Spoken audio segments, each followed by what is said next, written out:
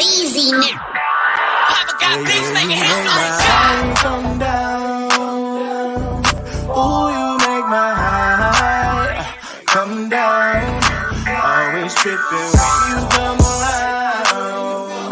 I'ma have to cut you off, like right now. You see, I don't want to drive me. You can say that for your mama. Maybe you should smoke some. Me try the marijuana. I was never you good. The vibe was straight. Showed you a couple of things and they ain't finna change. I treated you right. Everything was a gift from a time to your bag and the color on your lip. Yeah, you Welcome to the Seahawks Man-to-Man podcast, powered by The Athletic. Shout out to the company. My name is Michael-Shawn Dugar. You can follow me on the tweet machine at Mike Dugar. That is MikeDugar. Sadly, no longer verified on there. Unfortunate shout out to Elon Musk on that. It's okay though. Shout out to everyone who's been following us and subscribing on YouTube. Our YouTube channel is Seahawks Man to Man. That's Man to Man, the number 2. Man, we appreciate all the love and support. Everyone's been running the numbers up on our last show with Pete Carroll. Shout out to Pete for joining us on that. We should, by the time this comes out, you guys listen to this, we should have our 3,000 subscribers goals that we've been trying to get to. And with that said, Chris, talk to him. Yes. You can follow me on Twitter at CKIDD206 and that's CKid206. We are, I think, last time I checked, about 300 away. So okay. I want to say we gained like 100 subscribers just in the first few hours of the interview dropping. So again, now that we're talking about this interview, we probably have hit that goal, which would be nice. So that'd be really cool if we did. But if not, we still got time. Definitely want to get there before the start of the 2023 season for sure. All right. And as with the Pete interview, I don't need to, hold the suspense. If you've clicked already on the listening of the podcast, you already know who the guest is. It's a returning guest. He's been here before. The 11-year veteran, KJ Wright, a.k.a. Spider-Man, a.k.a. the Elevator. I love calling him the Elevator when I see him.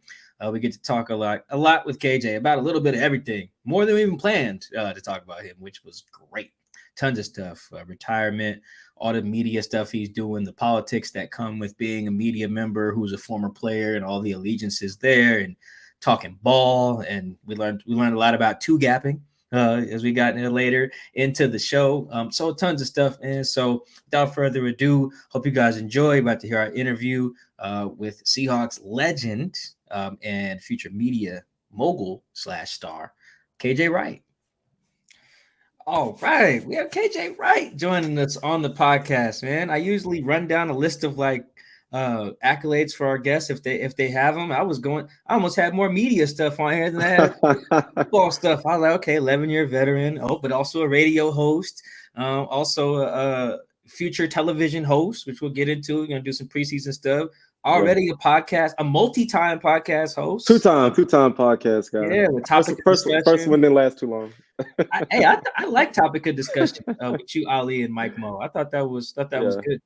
The Bobby interview was really good, and then the Griffin twins. About Tracy, Griffin twins, Shad. The Griffin twins. I think I posted a scene from that one. That was hilarious because I think that's when the Griffin twins admitted that they were so broke in college they had to give blood to get some money.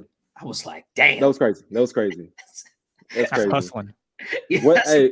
What I learned about doing this podcast and stuff is there's so many stories. Mm-hmm. Wow, I went through the same journey you went through in a way, but you did it in this route and got here. I did it in this route and got here. It's just the story is wild.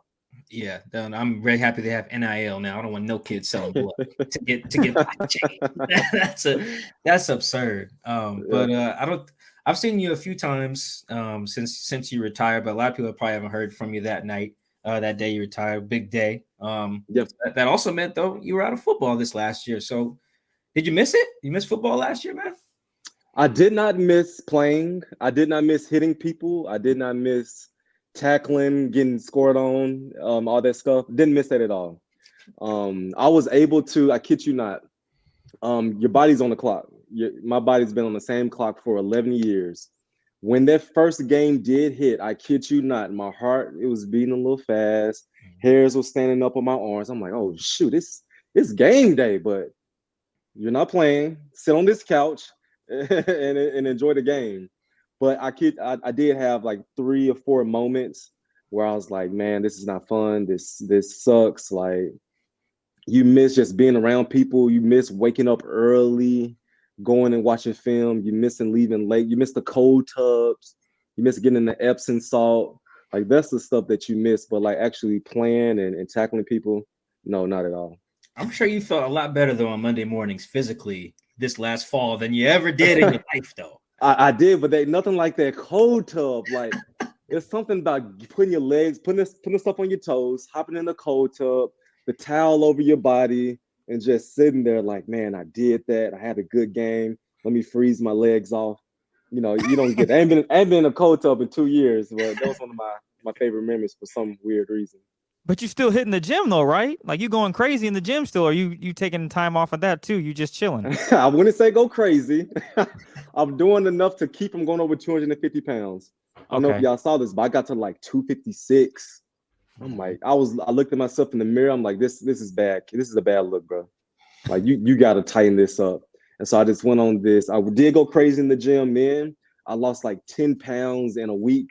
I was like, okay, this is how you should look. You 244, 245. This is your weight. Talking to Coach Norton, he was like, once you get done, you got to be what he says, 8 pounds above or beneath your playing weight. And so that's where I want to be. I can't get too big. You should talk to some. I don't know if you have already. You should talk to some offensive linemen about that post-career journey. Those guys, they shed. Like, I've seen some. I think there's a center from the guy from the Browns has Joe lost Thomas. a ton of weight. Yeah, yep. I think Max Unger has lost a ton of weight. Max, yeah, and I've heard. I heard that Austin Blythe is kind of one of those guys too. He played probably in the threes, but now that he's done, we might see him again. He might be your weight. Like, really? Apparently, he was one of those guys who was not built to play. Yeah. At that, and then obviously it's Russell Okung, who's dropped a gazillion pounds. And for me, like, I want to keep my definition. I want to keep my tone, keep my chest, pectorals, my shoulders. I want to keep my muscles. And I want to be walking looking like no skinny little dude that work at the office. So I gotta thanks, man. Appreciate it. My bad. I'm sorry. It's all good, man. When a lot of guys talk about retiring, so one of the main things they look forward to is being present in their kids' lives. You miss soccer games and whatever, violin recitals, all that stuff. In the fall, did you get it? I think you're a volleyball dad, if I remember correct. Yep. Did you get a chance to be just more present in some of that stuff over the fall? I was at every game, and I was their team commentator. Right. Yeah. Number one, Ariana Sims, ace. Like, I was that dude, getting them hyped up, getting them ready. And so that was just really fun, just being at the games, being present in my kids' life. My son did basketball and track. I take him to every track practice. And it's funny, like, you see, like, there's so many life lessons when it comes to your kids, when it comes to sports. It correlates. My son was running track yesterday. I said, son, we don't go behind the pack. We lead the pack because he's running up. But kids are faster. I say, hey, you lead the pack. When you take off, you lead the charge. You don't hang out in the back of the line. And so just so many life lessons come with parenting. I'm just so glad that I could be there for my kids and just watch them grow and develop. That's dope. Over this past year, have you learned anything new away from the football field, being with your kids, doing the PA announcing? What has KJ learned about himself? It's funny you asked that. I learned that I like to be on the go. I like the stay-at-home dad thing. It has its pros, but I can, like, long term, this not for me. Like, I love being there for everything, but I'm a natural worker. Like, I gotta be working. I gotta be attached to something. I gotta be doing something. And so I learned that being at the house is cool to be chill, but at the same time, I gotta have something to look forward to. I gotta have something to do. Just living day by day is not for me. Oh, okay. I mean, if you were sitting at the house all day, every day, you'd probably drive your wife crazy too. Like, she'd probably want you to go golfing or something like that, take up a hobby. And that's the other thing. When you intrude in your wife's territory in your own house, that mess is crazy. Like, you just be around each other. You get along, you good. But she's like, yeah, go do something. Go to the BMAC. Go. You can get up out of here. I was like, okay, we'll do, honey. Yeah. Mike mentioned earlier the things you've gotten into since you've retired. Radio show. I too was listening. I enjoyed every minute that you were on there. You did just a phenomenal job. And I learned so much listening in too. I was able to take what you were talking about the game of football, trying to use it in different words. Obviously, I don't want to just copy and paste what KJ just said, but using that to talk about football. With that being said, being at that station at 710, what did you learn in that experience of doing the whole radio thing? Yeah, I learned, first of all, working with Brock Hewitt and Mike Salk. Those dudes are pros. Those dudes are smart. They prepared. They own it. They know how to be critical. They know how to, and they push my brain to like look at it from this angle, right? You got to look at football from a holistic standpoint, from a football player standpoint, a fan standpoint, a management standpoint. And we really do a phenomenal job of just balancing each other out and keeping it real as well. I learned how to improv when Sherm came on my show. Oh my God. All right, that didn't go according to plan.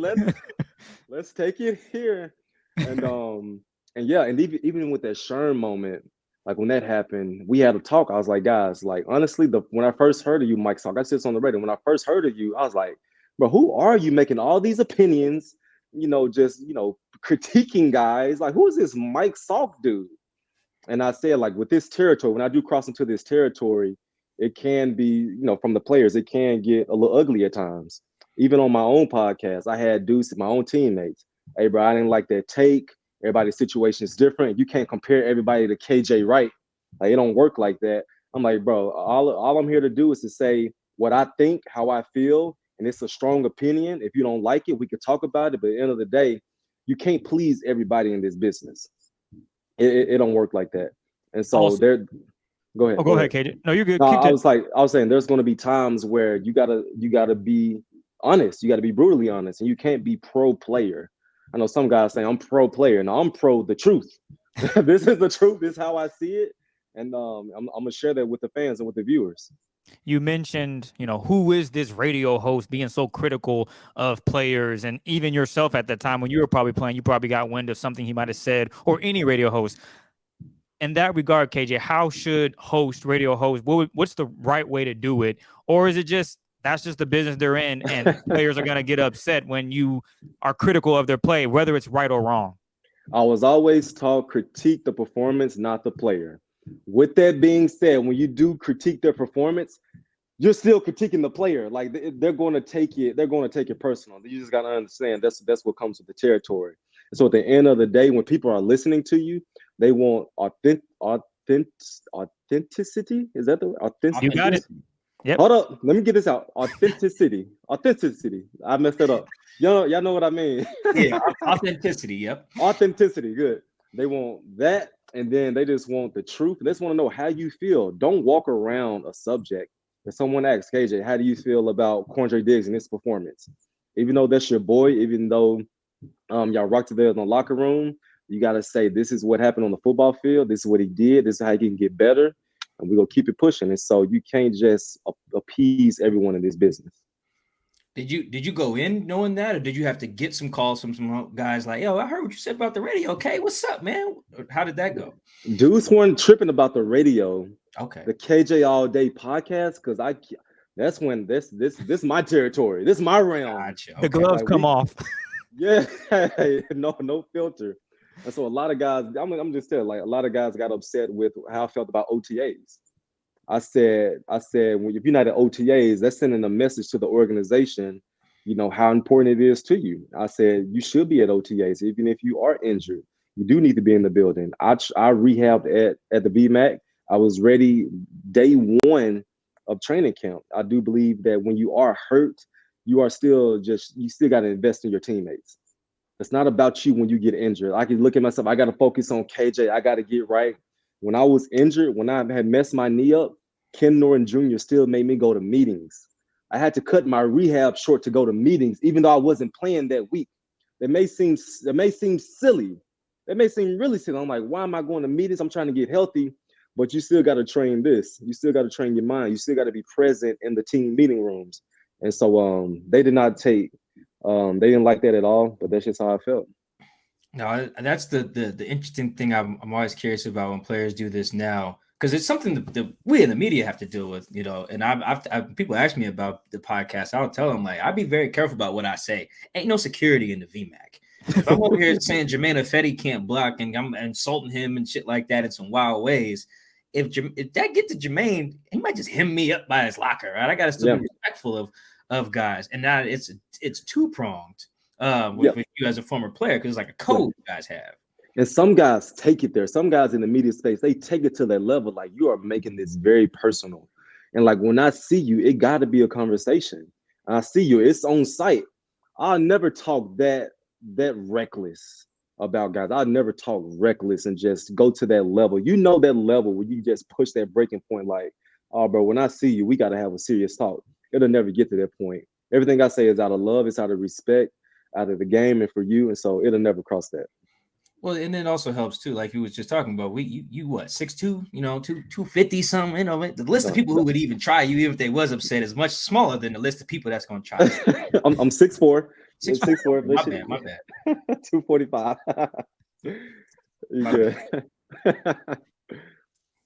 You launched the podcast, KJ All Day, with G. Scott, who, you know, as he said on the show, I'm your friend. I'm just now seeing your house. We won't get into that. That was funny though. How did that come about? You wanted to start your podcast, and now you have it going. You're what, 6 episodes deep, if I'm not mistaken? Yeah. How'd that all come about?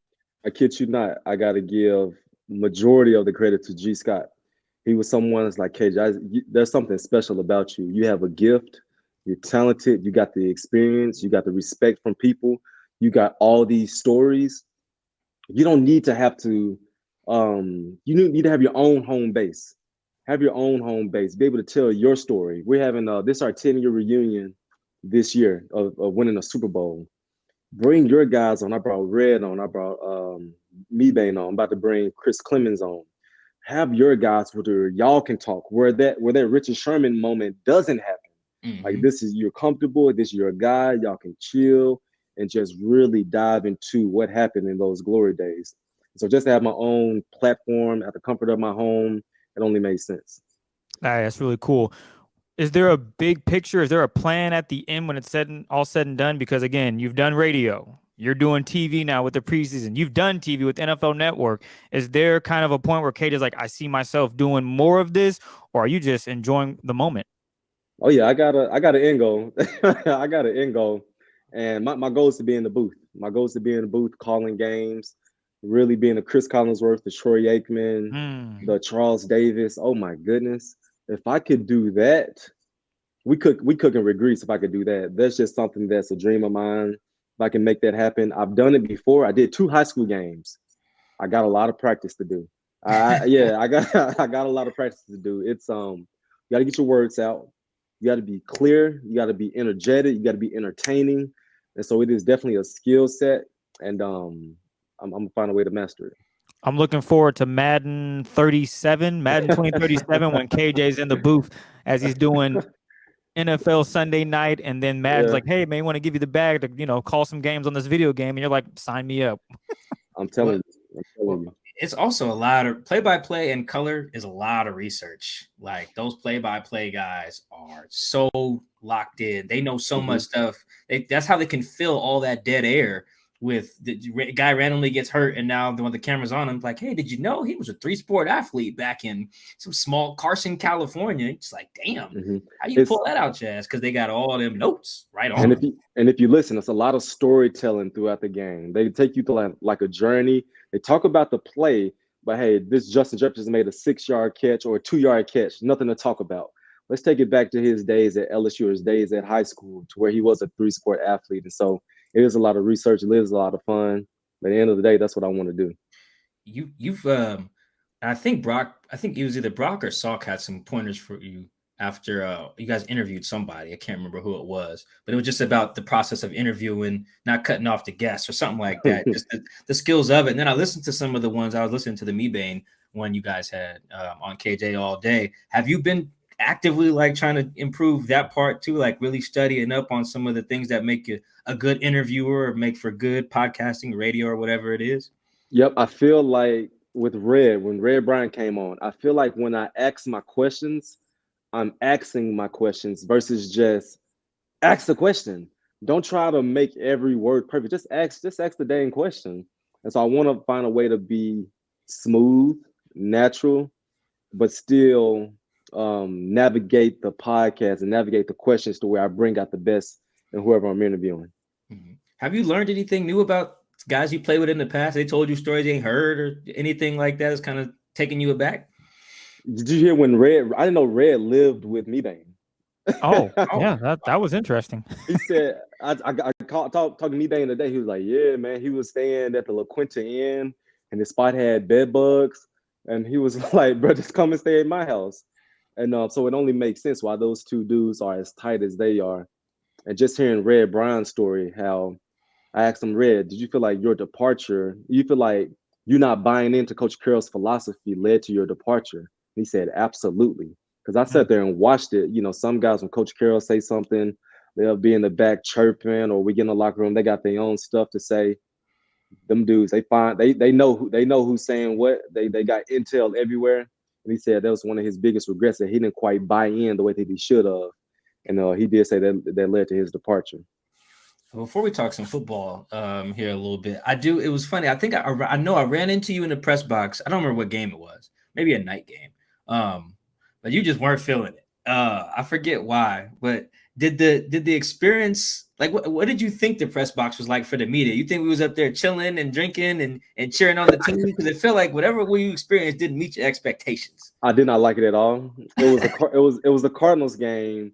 Y'all don't open up the windows. Why? I don't know. Nope. You don't talk. Nope.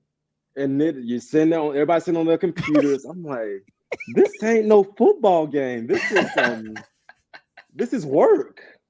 This is work. When I come to a football game, I want to, sip on some tequila, eat some popcorn, have fun, scream. None of that went down in the press box. And so I was like, yeah, that was my first and only time doing that. but I went to where Steve Rabel goes and Dave. Mm-hmm. I went to where like Mark Sanchez and the play-by-play guys go. They got the full experience. You guys do not have that. Yeah, no, I just bring that up. I'm so glad that you got to experience that, because I feel like that's a lot of people's perception of what's going on up there with us. No, it's very quiet. It could be some game-changing moment, and we're just dead silent. Game-winning field goal, game-winning interception, whatever. We're just sitting there. Just all you hear is keyboards. You don't hear any applause or nothing. Okay, can you explain why not the windows open? Why the closed space? Like, why can't I feel this energy? I think that depends on each stadium. Not every stadium is like that. Like, for example, if you go to a game at Husky Stadium, they have it open and it's cold as ice, but you can feel the crowd a little bit more. I believe when I did some games at Washington State, that's like that too. So I'm not sure. It's not the same at every stadium. If you were to go on the road to the Saints, for example, there is no like glass right there. You're just looking down on the crowd and you can feel it. Detroit is like that as well. It's like you can feel. Actually, most of them are actually open. All of them except for the Niners. The Niners has glass. I think SoFi Stadium in LA has glass. So it's not the same. Not the same everywhere. I don't know the exact reason for that. But yeah, every stadium is a little different. But the ones that are open, like New Orleans, you feel the fans in New Orleans. You're really high up, but you feel them because there's no glass. You're just looking down. It's like who that nation is going crazy. But I'm glad you got to experience that, because I know people think we up there. They'll ask me like, Mike, can I come up there and hang out with you? I'm like, no, man. Oh, no, I'm working. They make an announcement before every game. Don't bring your friends up here. Don't bring your mama. No drinking. Cheering is distracting to others. All this stuff they say at every game. And I'm need them to tighten up on their pregame meal too. That I don't know who over there, but tighten up on their pregame meal. It's a fun experience, but yeah, it's definitely not what people think. We're not up there kicking. There's no tequila. I wish there was. there's not. Every time I offer to bring beer up there, they're just like, nah. Not happening. All right, no, it's okay. Let's talk some ball a little bit. What you got, Chris? We talking ball real quick? Absolutely. You didn't say this couldn't happen, but you did say what you are interested in, the end goal and what you want to do, and that's play-by-play, calling a game, Sunday night football, Thursday night football, Monday night football, big games, whatever. That's dope. I understand that. But there's part of me that thinks, damn, KJ will probably be a really, really, really good football coach as well. Has there been any discussions of that being a possibility, whether it be with the Seahawks or with another team in the NFL? Or is that something that KJ is like, you know what, we're good, man. I know what I want to do. Appreciate it, but no. I got offered that. Like, you ready? You want to come coach? You ready? I'm like, chill. Gus Bradley over. Where was Gus? When I was with Vegas. Like, KJ, whenever you're ready, man, you just give me a call. I have you here the next day. I'm like, thank you, Gus, but I'm cool. No, thank you. Thank you. No, I'm good. And so I don't ever see myself coaching in the NFL. It's hard for me to see that, especially with I got a 3-year-old. By the time he gets older and I'll be 50 plus, I'll be too old to coach. And so I don't ever see myself coaching.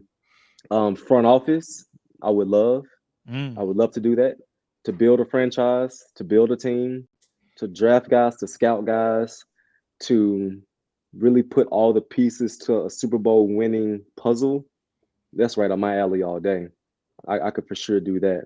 And so that's definitely something that I'm learning, I'm studying, reading about, and in due time, just we'll see where life takes me. No, that coach is a grind. I know I wouldn't recommend that. You just gone all the time. All the hours you put into coaching, they be there all day. Yeah, it's I was talking to one of my friends that's coaching, and he was like, I saw him during the season, and I looked at his eyes. I was like, "Hey, bro, you okay?" he was like, "Bro, I don't sleep." He was like, "I take naps." I was like, "You take naps? Like, what you don't? How do you not sleep?" And so I know it's very rewarding on Sundays when you become victorious, when you do help a player achieve his goals. But for 6, 7, 8 months out the year, it's just not for me. Yeah, I would need more credit as a coach too, like especially a position coach. I need a lot more credit than those guys get, because they don't get to be in the media, so you don't get to get a lot of. You got to get promoted to coordinator. You got to be the play caller, then you get credit. It's like, well, nah, man. Like this little group of DBs got hot because of me. They're secondary coach. It's like maybe they'll shout me out in an interview, but like, I would need more credit for the hours that those guys put in. The credit that they get. Like for example, in the Seahawks this year, if the secondary goes crazy, Pete's gonna get credit because he's a DB guy, and it's gonna go to Clint because he's the coordinator. Then it gets to the DB coach. Yeah, it's like, well, damn, man. Then you got someone like Shed who works the same hours as those guys for the most part, not getting none. That's not his fault. None of those guys is their fault, but like, hell no. And so that job is one of a kind. And once you're in it, you're usually in it. Like they don't let you go. You go from team from team. You climb the ladder. You don't go do other stuff. Once you're in it, like you're locked in for a very long time. This was also something this is one of the reasons I was tuned in when you were on the radio weekly and tuned into your podcast as well, because as someone who was part of the best defense in franchise history, just what has it been like to see the defense? Let's see, I can't think of a good adjective, so I'll just say this. How tough has it been to see the defense not live up to the standard you guys established? There we go. That's a good way to say that. That was good. That was nice. I like how I fixed that. That was nice. Last year was hard. Last year was really hard to watch, especially from a stopping the run standpoint, because that's just demoralizing. You let a team consistently, we're not talking about here and there, we're talking consistently get 150, 200 plus rushing yards on you.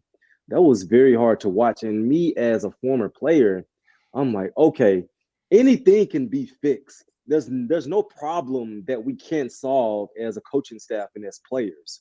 I was just waiting for that moment to where the players and the coaches just really came together and it's like, enough is enough. This is the game plan. If they throw for 700 yards on us and only get 80 yards, 70 yards rushing, it's a win for us. But I was waiting for that moment to happen. Then the Raiders came, Josh Jacobs. The Niners ended the season that way. The Carolina Panthers came in. And I'm like, okay, come on now. Come on, fellas. And so it was hard to watch. I do believe that this year, I'm optimistic that it will be different. And so they need to get some more depth behind Jay Reed. What's big boy named Jones? And I'm assuming Cameron Young is going to be at the nose. So I need more depth because you got to rotate those dudes out. Injuries do happen. And so When dudes do get tired, you need some big boys up front that's going to dominate, play the run. Bobby's coming back will for sure change that. But yeah, it was hard to watch last year. Yeah, I was like, sometimes I'd be watching the games, I'd be like, yo, what is KJ thinking right now? What does he like to say on Wednesday, man? Especially when, the run stuff, the defense, the front seven in particular, struggle. It didn't look good. It didn't look good. And then watching the linebackers as well, having a 2-gap, they look so unsure. Like, where do I go? Where do I fit? The safeties had to come from, 9-10 yards and fill the alley. They had to play up the linebackers. It just wasn't a pretty sight. And so I do know Coach Carroll will get it figured out. I do know that some things will change. Things have to change. And so from a personnel standpoint, you saw they're doing better. We'll just see how they do schematic-wise to make sure that they finish top 15 and stopping the run. That was, and you guys talked about this on the radio quite a bit too. A recurring theme was the disdain for, it was mostly you explaining what 2-gapping is, and 3-4, 4-3, whatever. But then there was just like this disdain for 2-gapping. And to my knowledge, some of that stuff's not going away. But why do you think it wasn't effective last year? All right, let's talk about 2-gapping. Let's do it. Let's talk about 2-gapping. If I'm playing defensive line and I got an offensive lineman that's blocking me, he's 6'5", 300 plus pounds, and on the other side, 5'11", 290, 300 pounds. How am I going to take a guy that's blocking me, come here, and then try to fight across to come make the tackle? Like I said, the personnel last year wasn't physically able, besides Al Woods, to execute the game plan. They weren't physically capable of doing that. And so when you look at it, when I hear 2-gapping, you got to have some big, strong monsters to 2-gap. The prime example that I think about is Smith from the 49ers. You guys remember him? Big white dude? Justin Smith. Justin Smith. Yeah. That's what I need. I need somebody that's going to be dominant, that's going to be strong, because they're going to try to kick you out sometimes with the guard. You got to stay firm in there, get back in your gap. And so you need the right bodies to execute that.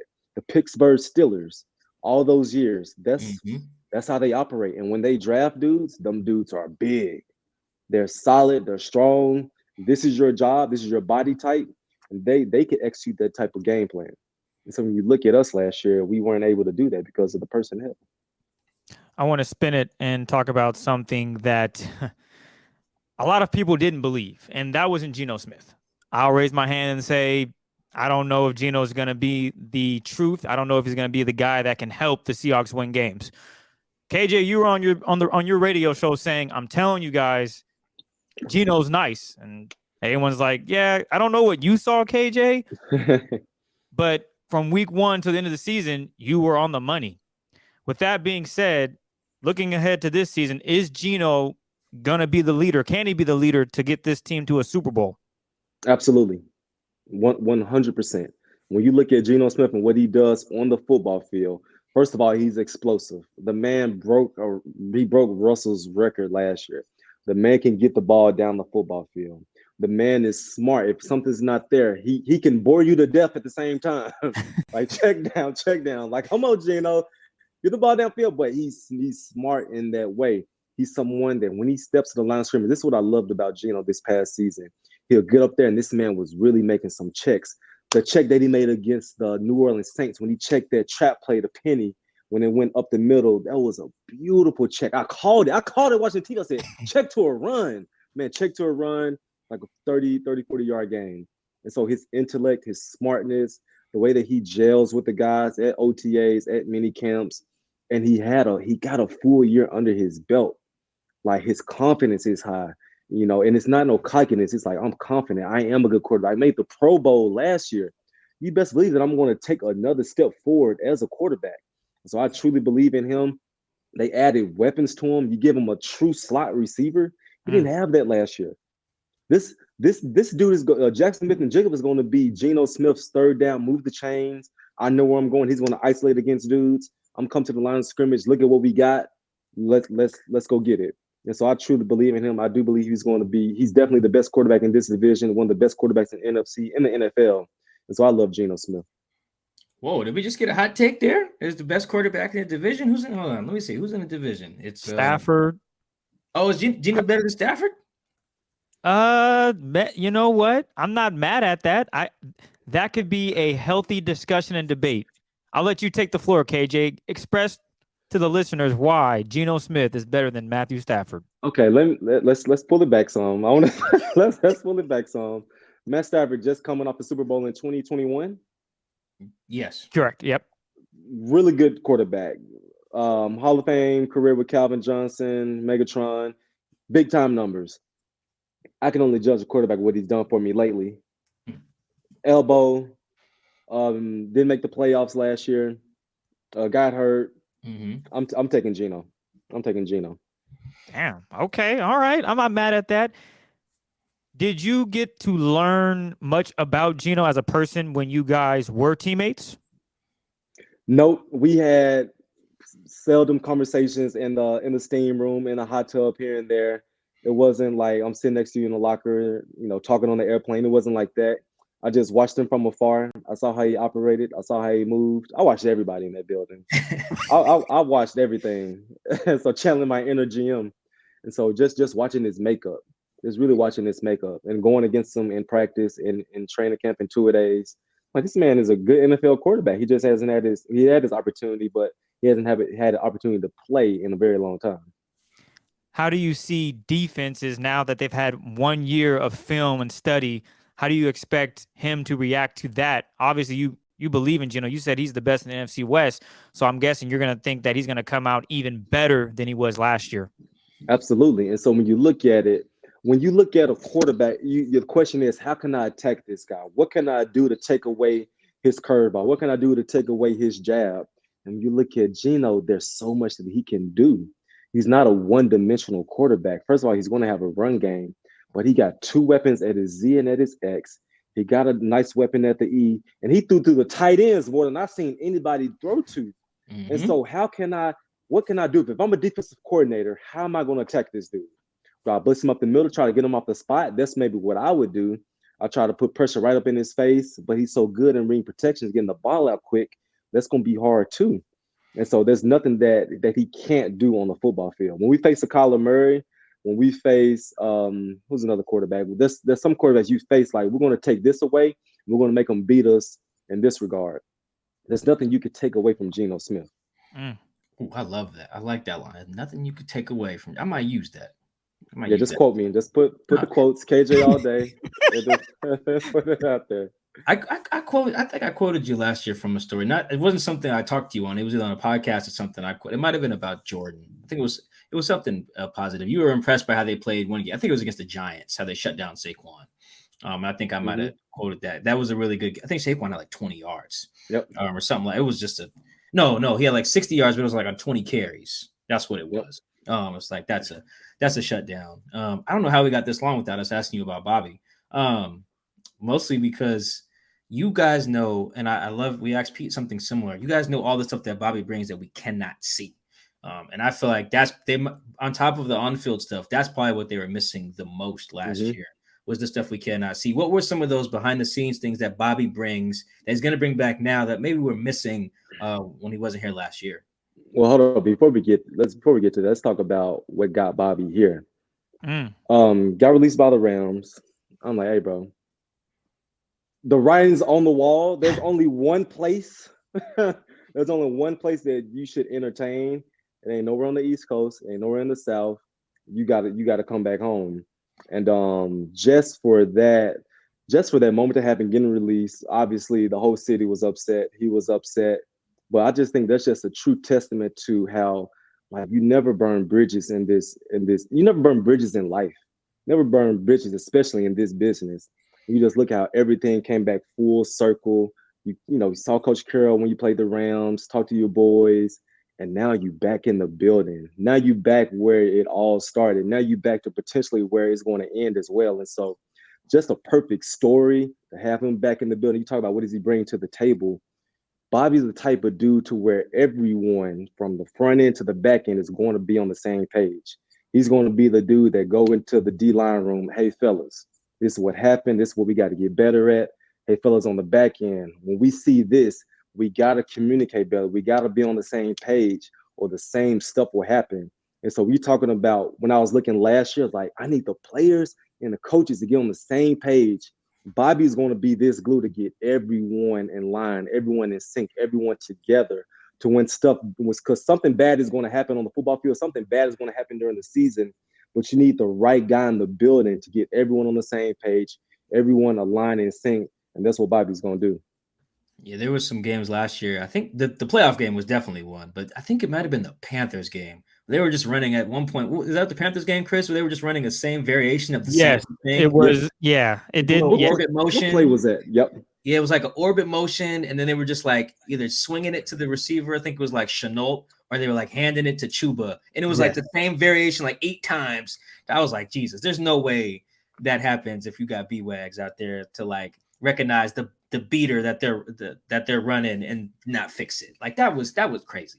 And fellas, here's the thing. Here's something that y'all probably don't know is that when stuff like that does happen on paper, the coach may say, this is what you got. But as players, we come together to be like, to hell with that. I'm going to go here. You right here that's doing nothing, you go there, and this is how we're going to play ball on this play. So players make their own adjustments within the game. And when you got a 12-year vet, someone that's seen it all, someone that's done it all, you best believe that those problem plays that they run 5, 7, 8 times in a row will get stopped and get handled. Oh, thank God, because that was bad, man. It was just, when teams running the same shit and it just works. Sometimes, that hurt. That hurts me. I ain't even on the team. Yep, I didn't been there. There's been times where I've been there too. Like, oh my God, how do we not stop this? Like, what are y'all doing? They're running the same play. Yeah, that was tough to watch. But I do want to hear your insight because from watching film and watching him play, I thought he grew throughout the season, and that would be Cody Barton. I know he got a lot of blame, or not even blame. A lot of teams attacked him, and they saw a weakness there. And I thought week by week he progressed, and by mid-end of the season, I thought Cody Barton was a better linebacker than when he was week 1, when teams were just attacking him, throwing passes where he was supposed to be, wasn't there. After a full year, what were your thoughts on his overall game, and how much did you think he improved? Let me tell you about Cody real quick. Funny story. I went out with the fellas. When was this? This is right after the season. You guys was talking about Cody. And I was like, yeah, y'all remember when Cody came on the scene, whose spot he said he was going to take? He's like, I'm coming here. I'm here to take number 50 spot. I was like, me? He trying to take whose spot? I was like, why are you trying to mess with the nice guy, the quiet dude? Like, you can't take this unless it's given to you. And so watching Cody, I just want him to know that I know that you came and said that. I didn't hear it, but just letting you know that I know that. But watching Cody, let me work this properly. Cody was the guy in practice. He was the man, making all these plays, all these picks, talking this smack. I wanted to see the same Cody that I saw at practice on the game, during the game. Someone that's confident, someone that's nasty, someone that's just smacking dudes. I felt like a lot of times I saw him get suffocated in blocks. You know, what did he get? 2 picks? He had one against the Tom Brady. Yep. I think he had 2. I just want to see someone to just, because it was there for you. Bobby's gone, KJ's gone, it's you and Jordan. I just want to see him just go take it. That was his 4th season. You developed, you know ball. Just go make it happen. So I want to see more plays made, more aggressiveness. So I don't want to just blame the scheme, but I just want to see more from him last year. Fair enough. And then my last thing for you is just this entire draft class. A lot of people are raving for it. They got some talent. So I just want to hear in your words, KJ, overall thoughts on this 2023 NFL draft class for the Seahawks. Listen closely. The guy that's going to be the difference maker on this football team, I don't know his name, but he's a pass rusher from Auburn. What's his name? Oh, Derek Hall. Derek Hall. Mark my words. He's going to be that dude. You know what made it serious is how you leaned in. Like you got real close and personal. Like you made it very clear. Listen, I'll only make certain predictions. This is a prediction of mine. Just talking to the people in the building, talking about his makeup, talking about what he will bring to the table. I think that Derek Hall is going to be very, very fun to watch. He's going to be someone that brings that. I love Chenna. Chenna's one of my favorite dudes on defense. If you get two Chennas on the football field, wrecking havoc, now we talking. Now we playing some ball right now. So I'm thoroughly excited to watch him. Jackson's gonna be Jackson. That's easy. Interested to watch Witherspoon. No, with the hamstring that he had, did he play in OTAs? Yeah, he was there in minicamp. He was good. There. Okay, yeah, he was good. He was solid. He could play outside and inside too. That was impressive. Now hold up. Now why they put him inside? That's Kobe's spot. Kobe's hurt. He got a strained toe. Hey, all right, anyway. As y'all can tell, I didn't go to many practices. I didn't see nothing. But that's gonna be Kobe's spot, and we'll see how Witherspoon does. And who else? I like the big dude from LSU, Anthony Bradford. Yeah, they're gonna be solid. My favorite guy's gonna be Derek Hall, though. Yeah, I think the impetus for the Devin inside thing, the way I understand it, is they want to try to get their three best cover guys on the field in nickel. So that maybe that's Cody, or it's bringing Michael Jackson on the field. That's the conundrum right there, because Michael Jackson can play. So it'll be yeah. So they might do something where, like, I don't. You remember in 2017 how you guys used to start Shaq and Sherman base, but then you should start Shaq. You start Sherman, Jay Lane, and then in nickel you guys would bring Shaquille in and then move Jay Lane to the slot. Kind of like that. That's one way to look at it. Or they could just keep Cody. Okay. But I do think that the 2017 season is kind of a blueprint for what they're thinking. Yeah, and I'm a big Mike Jack fan too. So hopefully Mike Jack can play in dime. Hopefully Mike Jack can be that dime backer potentially.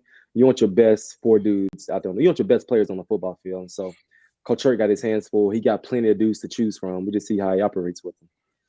Well, we are gonna have you make a prediction here before we get you out. Though I must compliment you, because speaking of Cody and even them drafting Jordan or Shaquem as well, you handled that so well. I might have told you this before. I wouldn't. I feel like I don't like when players get criticized for not mentoring the dude behind them to take their job. You know, I feel like we're not operating from a place of empathy in that way. Like if the Athletic hired some writer and I knew that he was cheaper than me, maybe not even better, but he was being groomed eventually so they could lay me off and promote him to Seahawks writer, I'm not about to help him with his stories. I'm not about to help him with his questions that he asked. No, I'm not. If he figures it out, he does. But I'm not about to help him. It's a circle of life, Mike. It's a circle of life. It is. And I think how you handle it was the right way, and not the right way. It's a respectful way. I just basically don't think that the way the other guys handle it is wrong. I think Ryan Tannehill came under some fire like that for Malik Willis. He was just like, it's not my job to mentor him. If he learns from me, he learns from me. If he doesn't, he doesn't. And Tannehill got cooked. And I was just like, man, I feel Tannehill, dog. Like, I thought that was weak. But it's just he's out the league if Malik Williams takes his job, or Malik Willis, excuse me, takes his job. You know what it does, Mike. You know what it does, Mike. You're showing your insecurities. Like, I'm gonna take you. Come on, buddy, let's go do this thing. Versus, nah, bro, I know you're a threat. I know you're here to take my spot. You stay over there. You showing your cards. I'd be very insecure as a professional athlete. Yes, I would.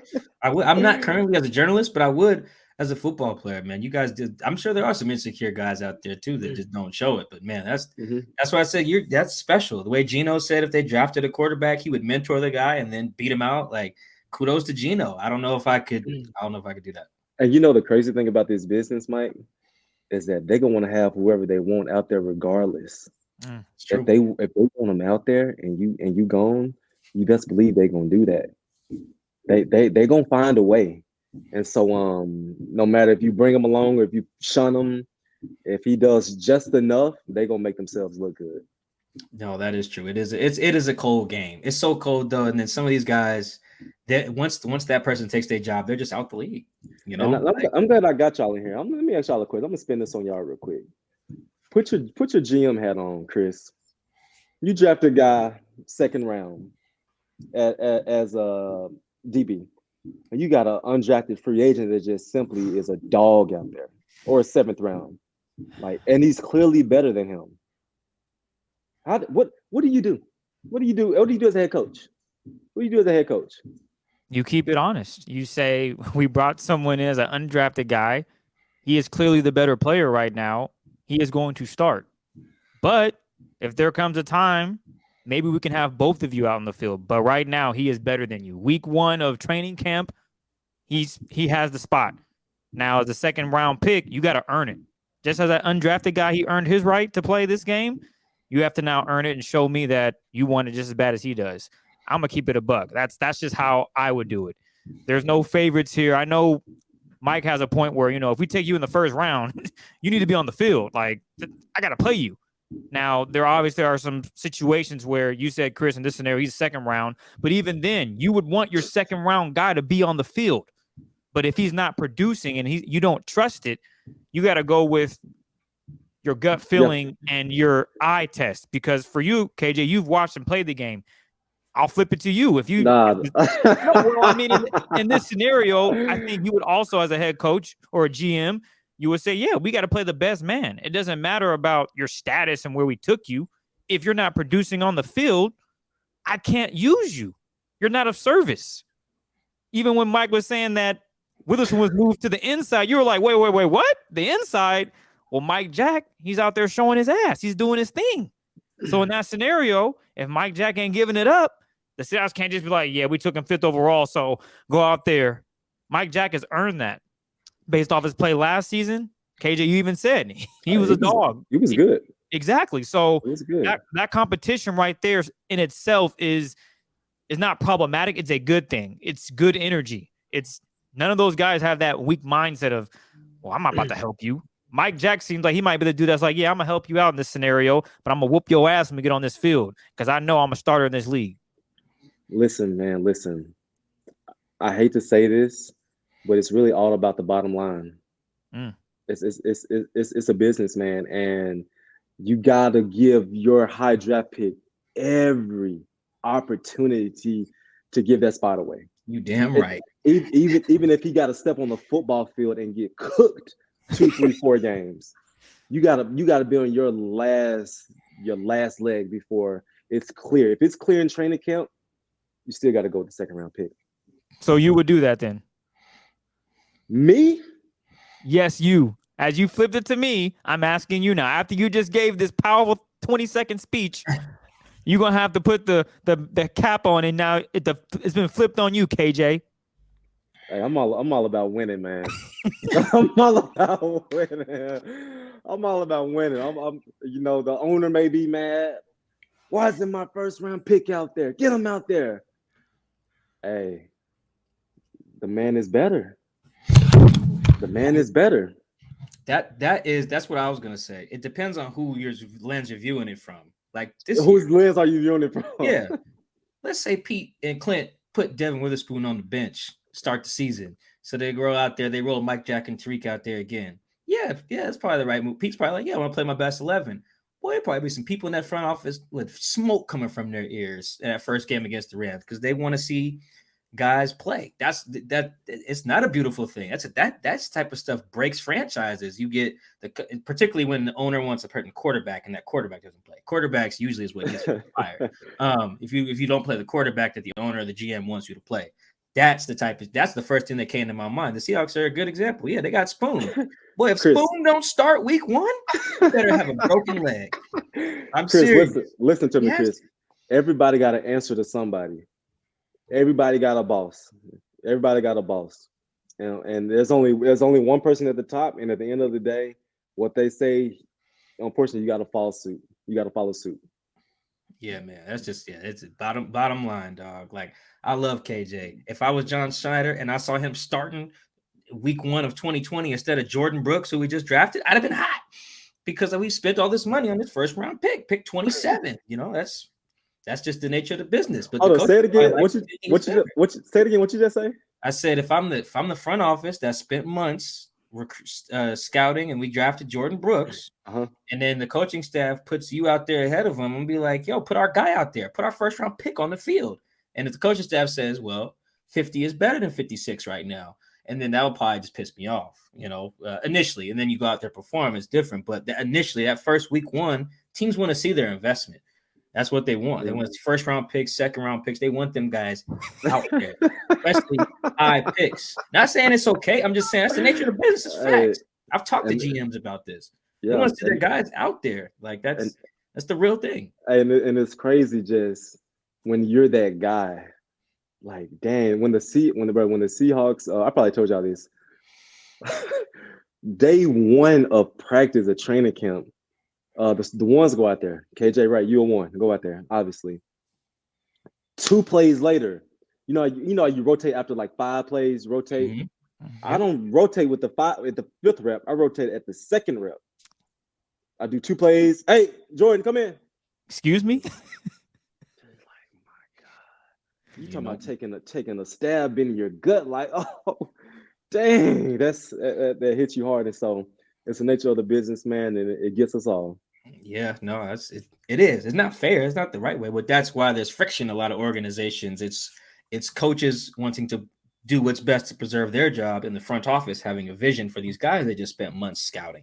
Those visions don't always align, and when they don't align, you see people get fired, and you see all these stories come out later about how they didn't get along and why again, it's usually quarterbacks that cause those divides, but it can be they can be everywhere. They can be everywhere. Position. All right, man, we got one more time for one more. It's a quick one. Just give us your season prediction record for the Seahawks before we wrap and get you out of here. What are the Seahawks going to do? What's their record going to be? I can't just hold up. We got to slow down. Hold up. This schedule, you can't rush me with that question. Okay, my bad. You can't rush me. I can spare you 2 more minutes. Okay. Have you seen the schedule, Dugar? Yeah. I'm worried. Have you seen they have a bye week after week 4, week 5? I think they have a week 5 bye. Now I got to pull the schedule. Have you seen that they got 3 games in like 12 days? It's nasty. They always have 3 games in 12 days, though. Woo, when? You do that every time you play on Thursday. You play on Sunday, then you play on Sunday, and then you play on Thursday. That's 3 and 12. You play when? Sunday, Thursday. No, if you say you play week 7, right? Let's say week 7 you play on Sunday, right? Mm-hmm. Then week 8 you play on Sunday. If week 9 you then play on Thursday, right? The short week. That's still 3 games in 12 days. It's the same. You're just rearranging when the 3 just back. Yeah, every team plays 3 and 12 when they do a Thursday game. That's why Thursday games are so bad. So, to answer your question, it's gonna be an uphill battle. It's gonna be an uphill battle. It's some tough teams. Got to go on the road. Niners are nice. They got the Lions. The Rams. We'll see how healthy they are. Healthy Aaron Donald, Matt Stafford. I don't got a record for you. Just know that, yeah, let's go. They got to work. It's gonna be intense. Maybe some gloomy days there for a while, but we'll see. We just gotta wait and see. It is a week 5 bye, to be very clear. And Cody did have 2 interceptions. We talked about that earlier. I looked that up. He intercepted whoever was quarterbacking for the Rams down there in LA. I legitimately don't remember. If it was Baker, it was. If it was, it wasn't. I don't think it was Baker. I don't think it was Baker either. I honestly don't remember who their quarterback was. The game that Bobby also had a pick. That's the game. All right. You did all that. You didn't even give us a record. That's I'm kind of upset about that. I ain't got a record for you. That's all right. You know, guys, I always preserve mine to the end anyway, like right before the season. So I got to see the team. But I agree that it is going to be tough. They're going to face a lot of teams with a lot of good play callers that Clint's going to have his hands full each week, particularly if they don't have an elite pass rush. That could get dicey. So I want to be honest, and the number I got to say right now, I'm not going to say it. No, that's fine. That is fine. Save it for KJ all day. Some things you got to save for your own pod. We can appreciate that. Make sure you guys tap into KJ all day with KJ Wright and G Scott. Shout out to the homie G as well. You can get that podcast wherever you're listening to this now. You can that's where you can get KJ all day.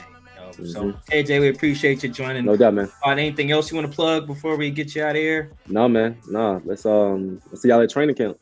Yes, sir. Yeah. Man. Yeah. Peace. All right, fellas. Appreciate it.